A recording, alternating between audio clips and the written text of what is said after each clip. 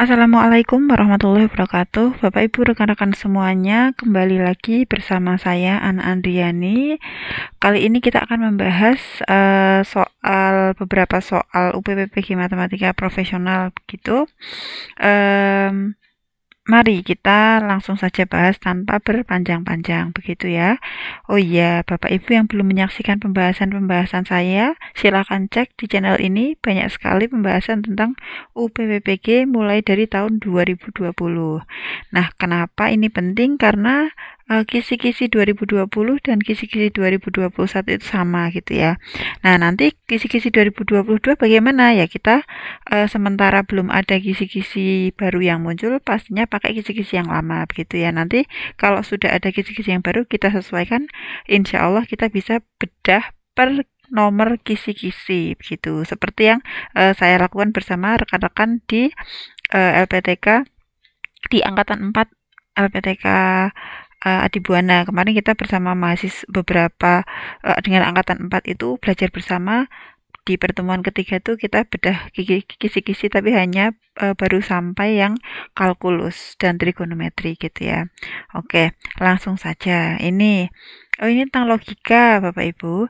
Diketahui P dan Q adalah pernyataan tunggal. Agar pernyataan majemuk ini suatu kontradiksi. Nah, di sini perlu kita pahami ya.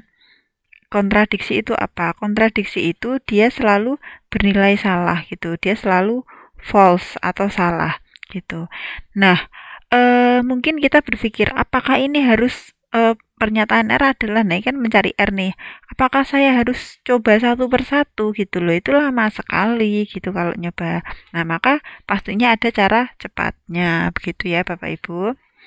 Oke, kalau kontradiksi itu prinsipnya adalah begini.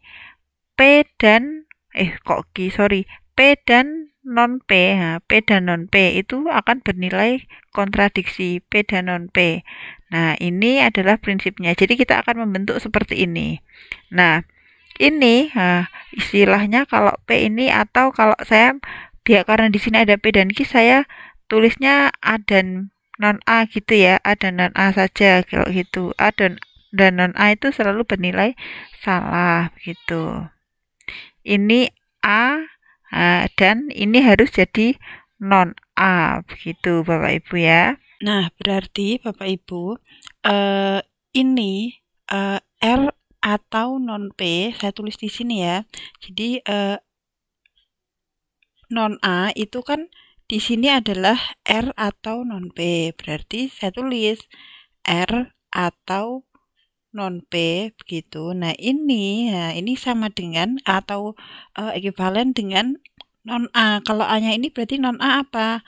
Non dari A-nya saya tulis dulu. A-nya kan jika P maka Q dan P begitu kan. Ini kan A, non A berarti kan ini. Non ini gitu ya, non ini. Yuk kita cari non ini apa? Jika P maka Q dan P berarti kan non ini atau non ini gitu kan. Nah, di sini berarti kan jika P maka Q, nah, negasi jika P maka Q dan jadi atau P jadi non P gitu. Non P-nya saya tulis begini aja ya.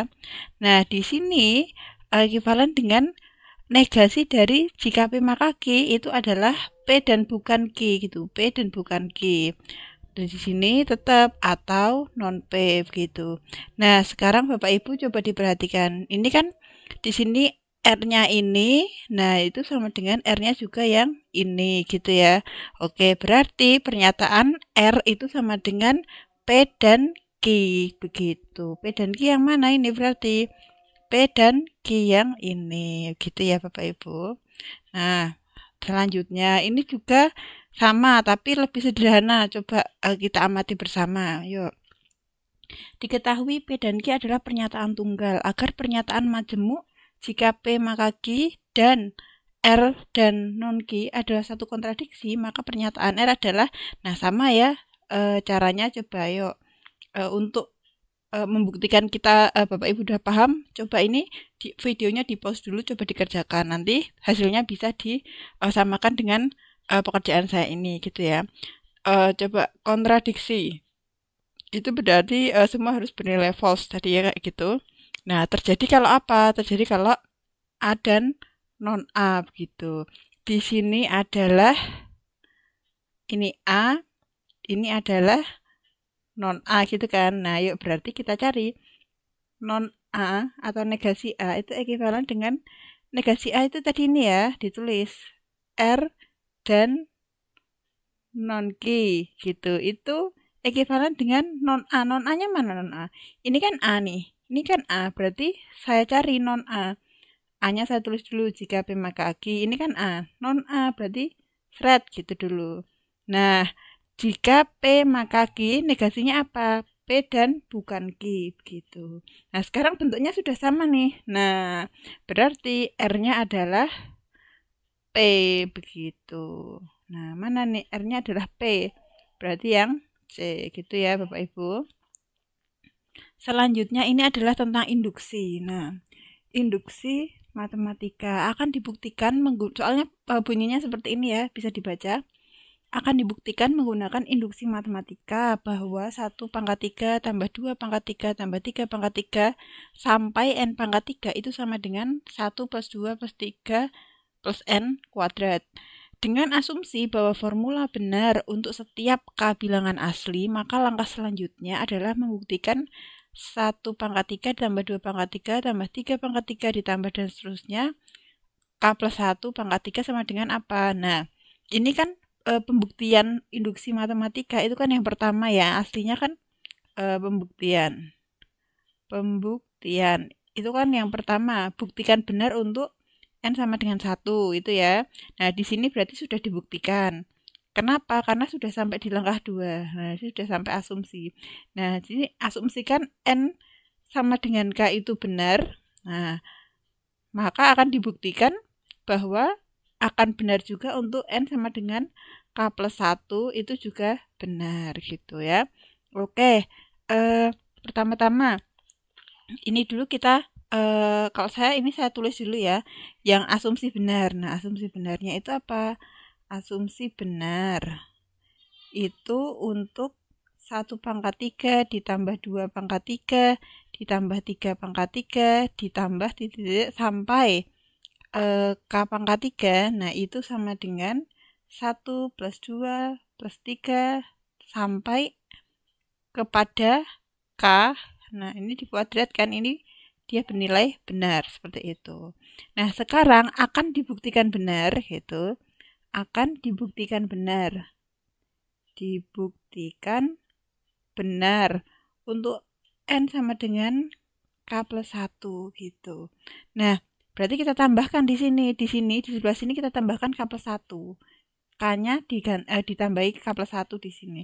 Berarti nanti jadinya seperti ini. Ini saya turunkan dulu ya Bapak Ibu ya. Nah, saya turunkan dulu. Sini saya turunkan jadinya 1 pangkat 3 ditambah 2 pangkat 3 ditambah 3 pangkat 3 ditambah titik. Nah, ini kan sampai k pangkat 3 terus juga sampai n-nya itu jadi k plus 1. K plus 1 pangkat 3. Nah, ini jadi apa begitu. Ini Bapak Ibu, nasrat dari 1 sampai ini sampai k pangkat 3 ini tadi kan ini ya. Ini loh, ini ya. Nah, berarti boleh saya ganti dengan 1 plus 2 plus 3 sampai k terus dikuadratkan ya. Boleh berarti. Berarti ini kan 1 tambah 2 tambah 3 tambah dan seterusnya sampai k begitu pangkat 2. Terus ditambah ini. Ini kan ditulis lagi ya. K plus 1 pangkat 3 gitu. Nah, Bapak Ibu, kalau dalam induksi itu kan sebenarnya kita sudah hafal bahwa penjumlahan bilangan asli ini kan penjumlahan bilangan asli ya. Ini kan bisa kita tulis sebagai K kali K plus 1 per 2 gitu kan. Nah, ini penjumlahan bilangan asli. Ini ada kuadratnya. Berarti kita kuadratkan gitu. Kemudian ditambah ini kuadrat ya, ditambah dengan K plus 1 pangkat 3 gitu. Nah, ini kalau kita kuadratkan berarti kan K-nya kuadrat, jadi K kuadrat. Terus kemudian K plus 1-nya juga kuadrat. Per 2-nya bagaimana? Per 2-nya adalah jadi per 4, berarti seperempat gitu, seperempat. Terus di sini ditambah K plus 1 pangkat 3 gitu. Nah, ini kan K plus 1-nya, ini ada K plus 1 ini dikeluarkan, tapi keluarkan yang pangkat 2-nya ya.